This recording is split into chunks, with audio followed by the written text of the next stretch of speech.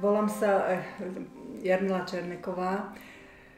Som jedna z pracovníčok tohoto mlyna. Voláme sa Priateľky mlyna.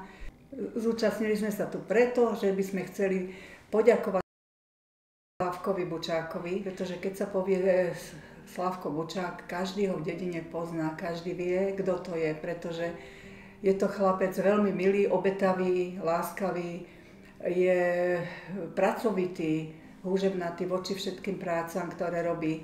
Či to je práca na tomto mlyne, pretože je to jeho srdcová záležitosť, je to jeho proste láska. Každý vie, že to jeho srdce bije pre ten Čáčov, naozaj, lebo Čáčov je jeho srdcovka, hoci je to malá dedinka, ale tá aktivita je tu veľmi, veľmi široká pre ňo.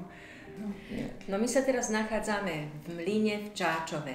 Čáčov je časť Senice a Slavko Bučák vlastne má veľkú zásluhu na tom, že prezentuje ten náš Čáčov na úrovni mesta. Že ukazuje tú históriu Čáčova. Sme vlastne veľmi šťastné, že je nominovaný a nech mu ten elán vydrží ešte ďalších 100 rokov treba. Áno. A teší nás to, že je takto ocenený a len to zdravie mu prajeme a viem, že on to prekoná, že to dá, lebo aj tá jeho viera, ktorú on má v srdci, tak tá ho povedie ďalej a držíme mu palce a prajeme mu to zdravie, aby išlo ďalšie roky. Si človek s veľkým srdcom, si ako magnet, ktorý k sebe priťahuje úžasných ľudí, čoho príkladom sú aj dámy, ktoré sa volajú Priateľky z mlyna. Spolu tvoríte úžasné aktivity, pripravujete podujatia, zbierate materiály o živote v Čáčove.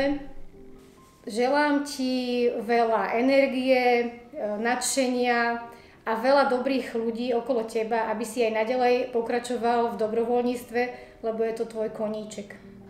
Slavko, rob ďalej to, čo robíš, s takou láskou.